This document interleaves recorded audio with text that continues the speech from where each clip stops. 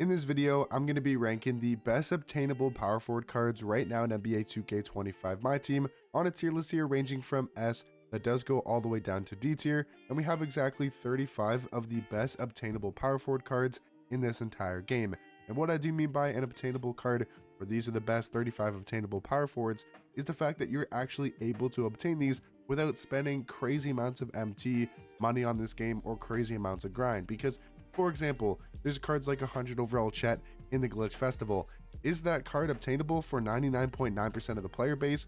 No, nobody's gonna have this card unless you spend tons of money on this game to get him. But you're able to get Dark Matter Ben Wallace for completely free, and a no money spent player could get that card. Or if you wanted to spend 50 KMT and go get a Galaxy Opal Miles Turner, that's obtainable for a lot of the player base, right? Everybody can get 50 KMT to get Miles Turner. So the most expensive card on this list is going to be like a Joel Embiid, maybe a Hakeem, maybe a D-Rob, right? Those are like the most expensive cards. Maybe a Dark Matter Chet. They go for like 200k to 250k because yes, those are expensive, but I still think they're obtainable and they're some of the best power forwards in this game. So that's kind of what this tier list is. Hopefully you guys do enjoy and you guys can find this video helpful to know what power forwards you guys can actually obtain and where I do think they rank. So Dark Matter Joel Embiid, I mean, on this type of tier list, he probably is still S tier. I mean, compared to like the best power forward tier list in this game, there's no way Embiid is anywhere near the S tier category, but he's only going for like 200 to 250k. He's still a good defensive power forward. He's still 7 foot. He's going to knock down jump shots for you. He's still got solid dribble sigs. It's Joel Embiid. He's going in the S tier category. I would say Kevin Love, just because of his size, probably has to go somewhere in A tier. His jump shot, I will say, is really good. He's only 6'8" at power forward, but he does have a really good jump shot. Cameron Thomas base, Kevin Love upper on very quick timing. It's a great jump shot. He's got Pro 2 fade, which is also a very good fade to have, and his sigs are not that bad.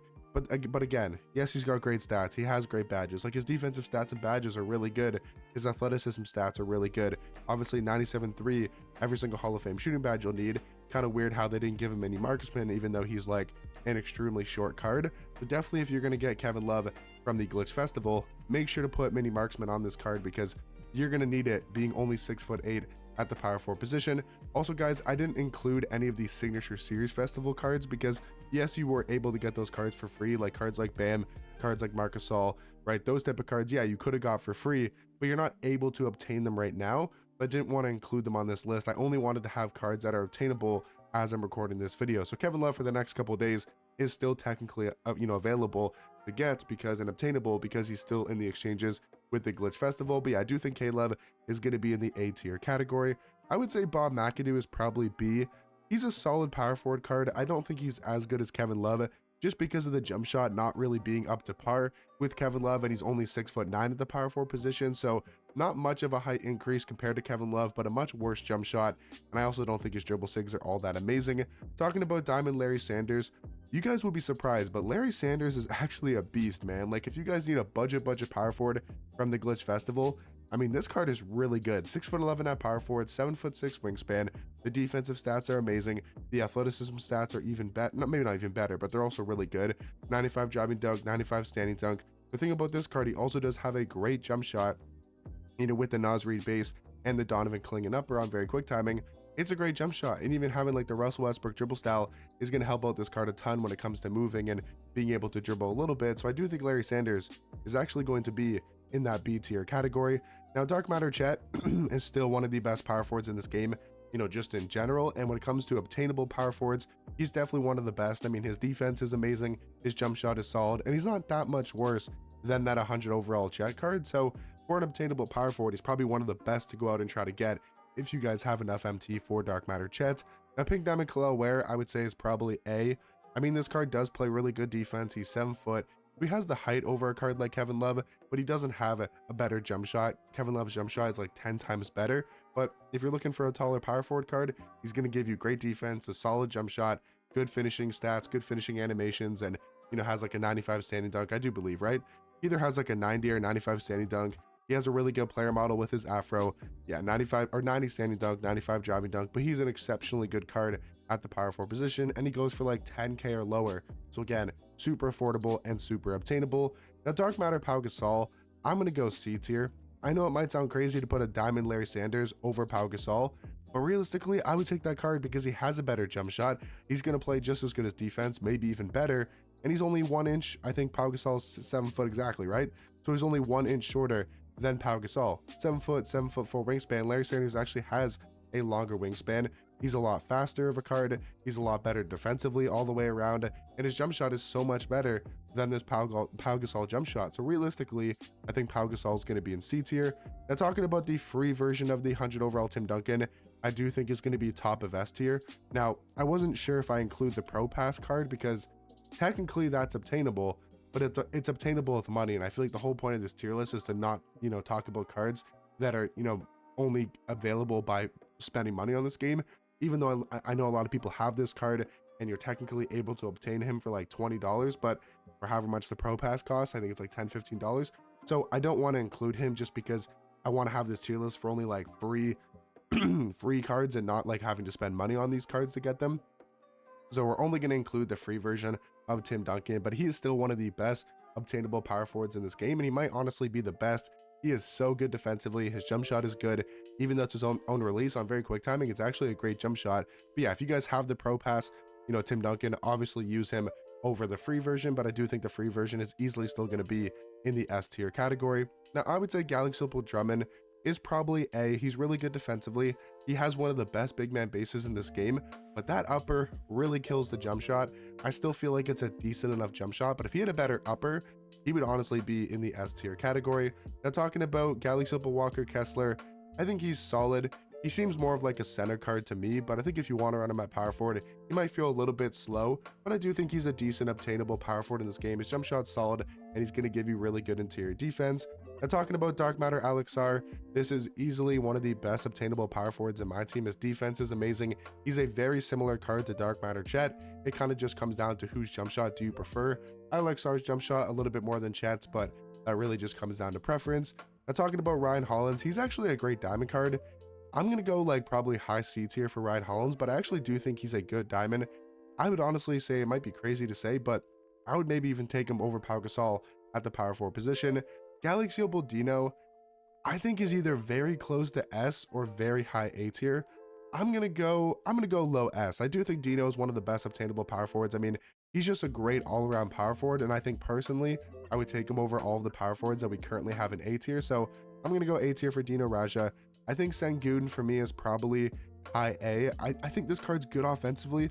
I'm just a little bit kind of worried about his defense, man. Like, his defense isn't that great. 88 block, 80 steal, 82 perimeter. His player model isn't that great. I mean, I did a gameplay on this card, and I mean, he's good. Like, he's definitely good offensively. I think I did a gameplay on this card, right? I'm pretty sure I did a gameplay on Sengun, but I could be wrong. I remember using this card, and he had a good jump shot, but I think he's really good. He's definitely top at A tier, but I don't know if he can be an S tier in my personal opinion, because we got cards like Dark Matter D-Rob, and D-Rob is easily going to be an S tier. Even though he doesn't have the greatest of jump shots in this world, his defense is still top tier. He's got an insanely good player model, really good rebounder, and he's going to be an absolute beast at the power forward position. Even though I low-key like running that card more at center, just because the jump shot isn't insanely fast, I do think he's still a really good power forward and one of the best for an obtainable price, affordable price. Now, Pink Diamond Eddie Curry, I would say is probably still A, maybe on like the lower A tier side, but I still think he's a very good power forward, especially for his price of like 5,000 MT. Diamond Poku, I would say is C tier in my opinion. He's a good card. He's for sure a good power forward, but I mean, he's only a diamond. He's glitchy, the fact that he's 7 foot at power forward, kind of with his animations, but I do think he's going to be in C tier. Galaxy Simple JaVale McGee, I would say he's also A tier. He's a good defensive power forward card. Another card like Walker Kessler, I'd probably run at center over the power forward position, but I still think they're very good power forwards in this game for not that expensive. Like, I think JaVale McGee is down to like 40k MT, which is really not that much for how good of a center slash power forward card he is. Talking about Pat Burke, I would say B tier for Pat Burke. I mean, with the jump shot change, I would probably take him over Ryan Hollins, Poku, and Pau Gasol. I think he's a similar kind of comp in comparison to Larry Sanders at the power forward position. Wendell Carter Jr., I would say is C tier. He's just an okay, kind of mediocre power forward. Talking about Dark Matter Ben Wallace, I know he's only 6'9", and with how many tall cards we have in this game, I can understand that is a huge size disadvantage, but you have to remember with Ben Wallace, he's got a crazy big afro. You guys know Ben Wallace, not the one in the picture, because he doesn't have the braids or the dreads, whatever they're called, in the picture in 2K, like, you know, on his player model, which is kind of weird, but he has the afro, and the afro makes him look at least 6'10", 6'11". He has 99 every single defensive stat. He has every single Hall of Fame defensive badge, and they gave this card Patty Mills base. They gave him one of the best and fastest bases in this entire game. So he has an insanely fast jump shot with a good upper. He even has dribble sigs like the Devin Booker dribble style, the Trey escape, which are really good. Some of the best movement in this game, you know, for a power forward card. And I do think he's still, you know, obtainable and affordable, you know, with your dark matter event pieces. And I think he's going to be in the S tier category. Talking about Galaxy Opal Miles Turner, he's also going to be an S alongside Dino Raja. He is such a good defensive power forward. He's 6'11", 7'4" wingspan with a very good jump shot. I would say Diop is probably B. I would say he's like high B tier. I like him a little bit more at the center position, but I think if you wanted to run this card at power forward, he is still very, very good there as well. 89 speed, 89 agility is perfectly fine. He's good defensively, you know, with a good jump shot. You can maybe argue A, but I'd probably go like high B for this Diop card. Bobby Portis, I'd probably also go B. Better than you might expect. I think he's actually very good at the power forward position. Better than you probably would expect, but I do think he's going to be in B tier. Now, Dark Matter Triple J, he's got to go in S tier. I was going to also include his Galaxy Opal card, but I decided just to go with his top, you know, Dark Matter card, but his Galaxy Opal would probably be in like high A tier, maybe low S. But having that faster jump shot on the Dark Matter is really nice to have. His defense is really good. Even though he's only 6'10" at power forward, he's basically just Ben Wallace with a slightly worse jump shot. Talking about Zubac, I would say probably somewhere in like B tier. Not a huge fan of that Zubac card. Bargnani is S. I think for his price, he is one of the best obtainable, you know, power forwards off the auction house. He's really not that expensive, and I do think he's very good at the power forward position. Frank Kaminsky, I would probably go like low A tier. I think Kaminsky's actually an underrated power forward. He's got a good jump shot. He's 7'1", he does play very solid defense. Hakeem Olajuwon, I feel like you also got to go S tier. Like, he is always on the same ranking as Embiid. When we're talking about a power forward card, they're basically the same card at the power forward position. Cat, I would say, is probably like C tier. Not a huge fan of that Galaxy Opal Cat card. Dark Matter Moses Malone, he's got to be S tier as well. Like, I know there's a lot of cards in S, but I feel like all of these cards have to be in the S tier category. Like Galaxy Opal Giannis, I mean, I know he's probably better at small forward, but if you wanted to run this card at, you know, power forward, he can still be one of the best power forwards in this game because he plays extremely good defense, and I think he's got to go in S tier as well. Hassan Whiteside, I would say, is like A tier. Very similar card to Walker Kessler and JaVale McGee. I would say these last two cards are probably in D tier though, Christian Wood and Bismack Biyombo. Yeah, guys, that's gonna round out my obtainable power forward tier list. I know we have a lot of cards in S. Like, maybe I could move Dino and Miles Turner's down, but I don't know, man. I think they're on the same level as a lot of these Dark Matter power forward cards. But let me know in the comment section down below, what do you guys think about my tier list? But hopefully you guys did find it helpful to know, you know, what power forwards are the best that are actually affordable and obtainable right now in my team. But I'll catch you guys in the next one. Peace.